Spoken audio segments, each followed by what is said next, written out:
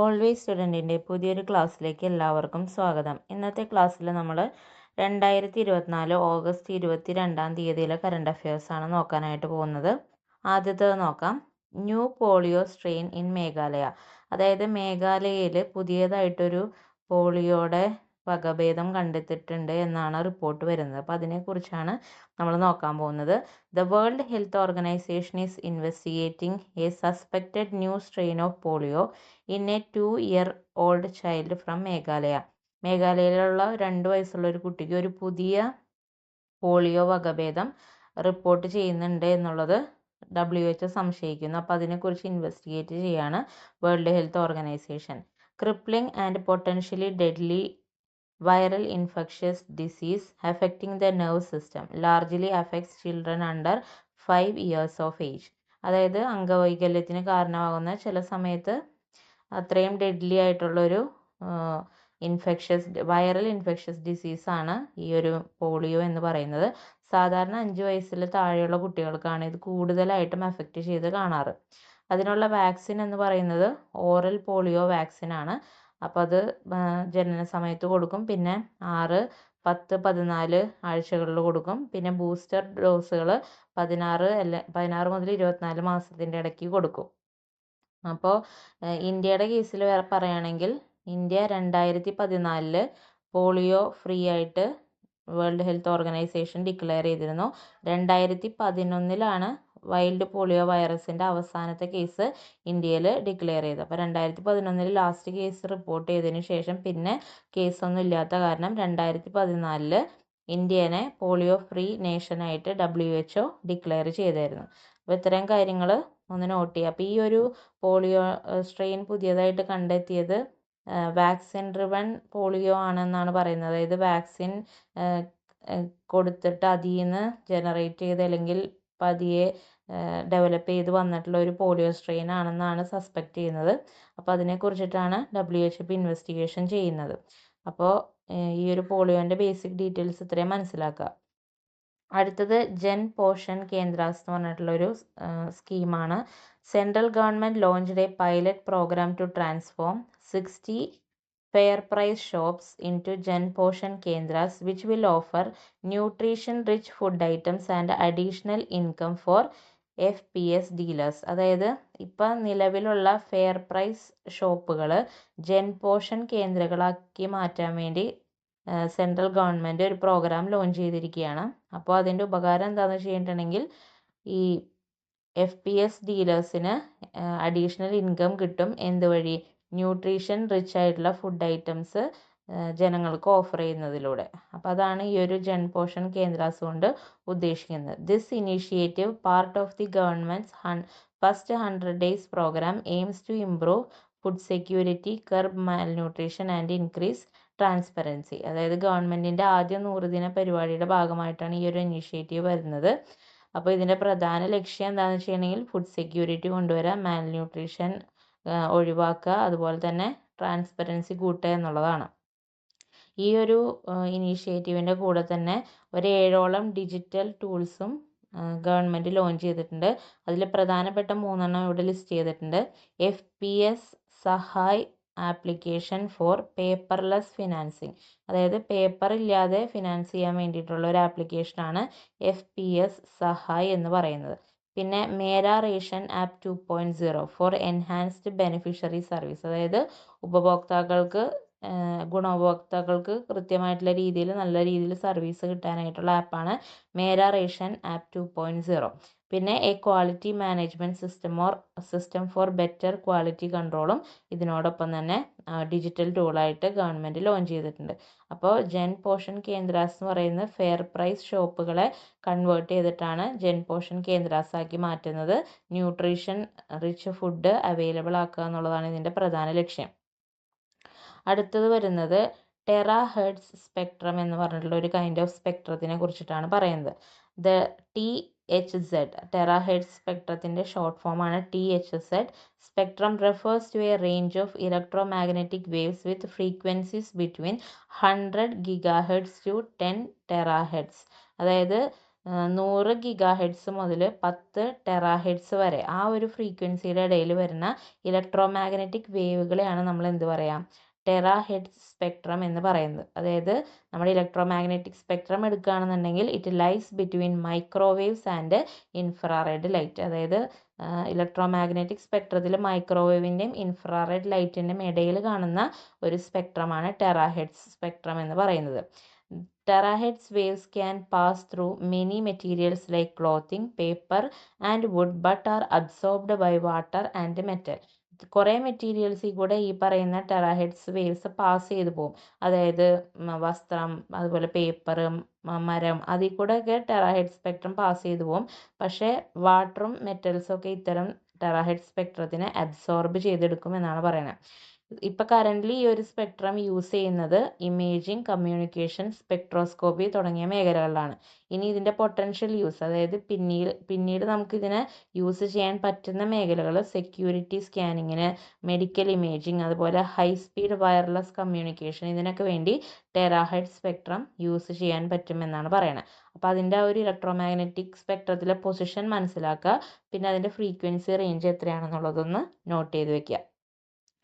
അടുത്തത് നമ്മൾ നോക്കുന്നത് അനാഫിലാക്സിസ് എന്ന് പറഞ്ഞിട്ടുള്ളൊരു രോഗാവസ്ഥയെ കുറിച്ചിട്ടാണ്. എന്താണെന്ന് നോക്കാം. Anaphylaxis is a severe life threatening allergic reaction. It can happen seconds or minutes after you have been exposed to something you are allergic to.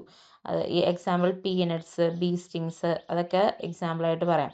അതായത് നിങ്ങൾക്ക് അലർജിക് ആയിട്ടുള്ള എന്തെങ്കിലും ഒരു റിയാക്ഷൻ നടക്കുന്നത് കാരണം അത് ജീവന് തന്നെ ഭീഷണിയാവുന്ന ഒരു അത്രയും സിവിയർ ആവുന്ന ഒരു സിറ്റുവേഷനാണ് അനാഫിലാക്സിസ് എന്ന് പറയുന്നത്.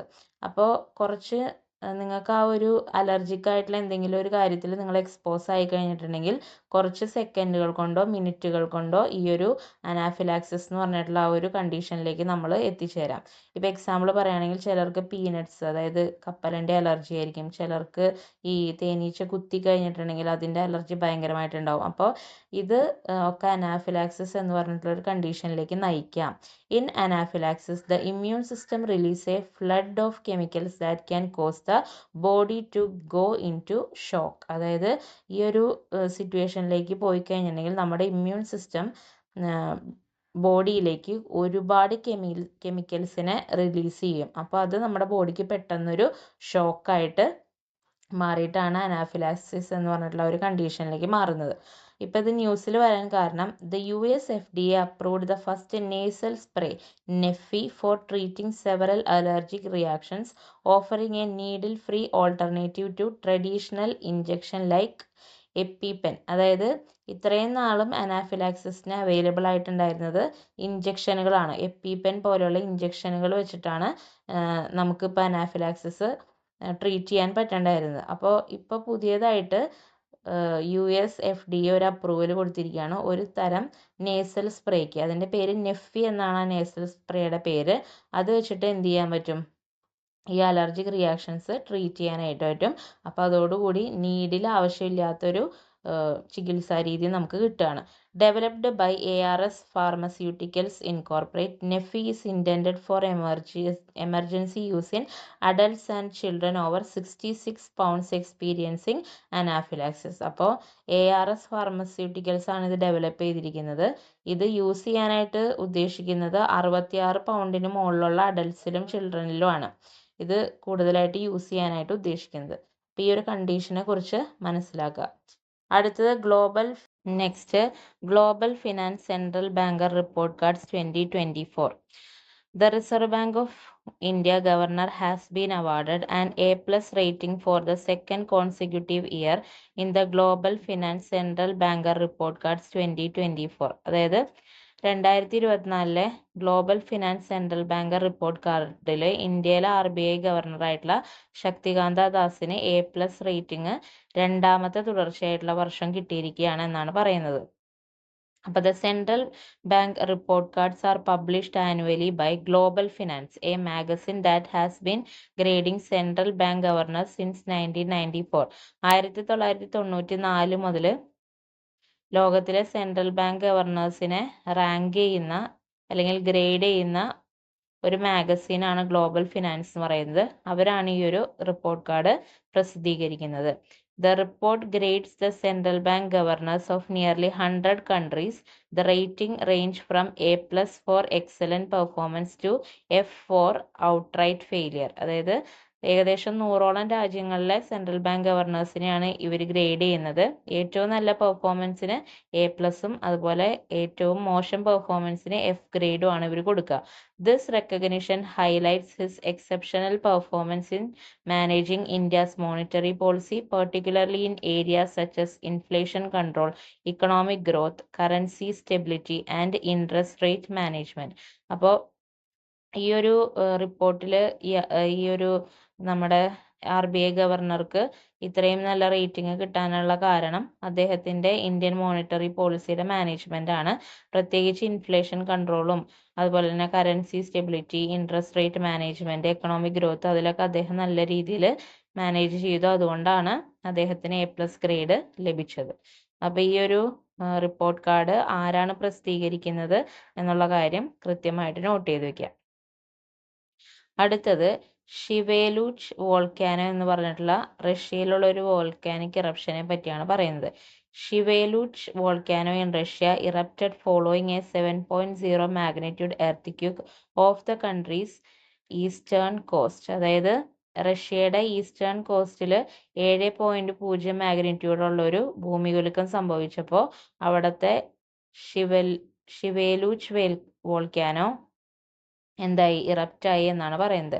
Lies in far eastern Russia between the Sea of Okhotsk on the west and Pacific Ocean and Bering Sea on the east. അതായത് ഈ ഒരു വോൾക്കാനോയുടെ പൊസിഷൻ പറയുന്നത് ഈസ്റ്റേൺ റഷ്യയിലാണ്. സീ ഓഫ് ഒക്കോട്ടസ്ക് വെസ്റ്റിലും അതുപോലെ തന്നെ പസഫിക് ഓഷനും ബെറിങ് സീ ഈസ്റ്റിലുമായിട്ടാണ് വരുന്നത് ഈ ഒരു വോൾക്കാനോയുടെ. One of the world's most concentrated areas of geothermal activity with about 30 active volcanoes. ഏകദേശം 30ഓളം ആക്റ്റീവ് വോൾക്കാനോ ഉള്ള ഭൂമിയിലെ തന്നെ ഏറ്റവും കോൺസെൻട്രേറ്റഡ് ആയിട്ടുള്ള ജിയോതെർമൽ ആക്ടിവിറ്റി നടക്കുന്ന ഒരു സ്പോട്ടാണ് ഈ ഒരു ഏരിയ എന്ന് പറയുന്നത്. ഈ ഒരു ഷിവേലൂച്ച് വോൾക്കാനോയുടെ ഡയമെൻഷൻസ് വരുന്നത് ഏകദേശം 1200 കിലോമീറ്റർ നീളവും 480 കിലോമീറ്റർ വിഡ്ത്തുമാണ് ഏകദേശം ഇതിന് വരുന്നത്. അപ്പോൾ ഷിവേലൂച്ച് വോൾക്കാനോ സ്ഥിതി ചെയ്യുന്നത് റഷ്യയിലാണ് എന്ന് ഓർത്തിരിക്കുക. പിന്നെ ഏതൊക്കെ സീകളുടെ ഇടയിലാണ് ഇതിൻ്റെ സ്ഥാനം എന്നുള്ളതും നോക്കുക. അടുത്തത് court of arbitration for sport CAS പറ്റിയാണ് പറയുന്നത്. Established in 1984, operates under international council of arbitration for sports. അപ്പോൾ 1984 നിലവിൽ വന്നതാണ് court of arbitration for sport എന്ന് പറയുന്നത്. ഏതിൻ്റെ കീഴിലാണ്? International council for arbitration for സ്പോർട്ടിൻ്റെ കീഴിലാണ് CAS വരുന്നത്.